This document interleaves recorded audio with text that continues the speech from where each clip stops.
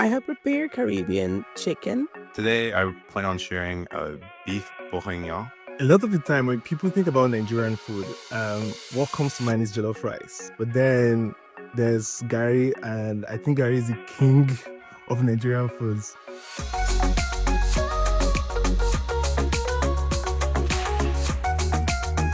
You can make it into a paste, which is called eba, and eat that with literally every single Nigerian soup. It's cassava that's been grated, fermented, and roasted. And then the soup that accompanies that dish is called the okra soup. It's okra, which is like the typical okra vegetable, but then also cooked with palm oil and spices. That's what we ate most of the time after church on Sundays. So it just takes me back to that memory. We're expecting a baby, and in my culture, one of the meals used to wean children off breast milk is exactly like eba and okra.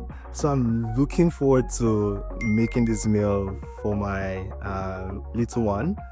So he grows up, gets connected to home, and hopefully it also creates some kind of memories, the same ones that I have about like making this same meal for him. I'll let my wife have the first taste. How do you like it?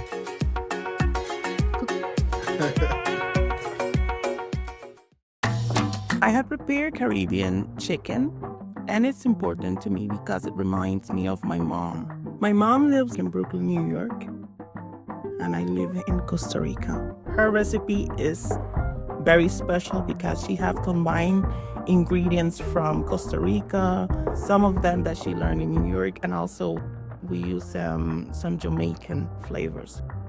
We love food, so main of our conversations when we eat it is about food and how we like to cook and how can we experiment and bring new flavors, and also sharing our love to food.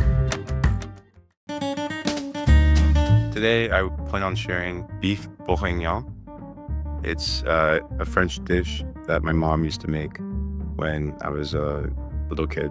It's a hearty beef stew with a cooked down wine incorporated into the broth. So it's got a ton of flavor. The meat's extraordinarily tender.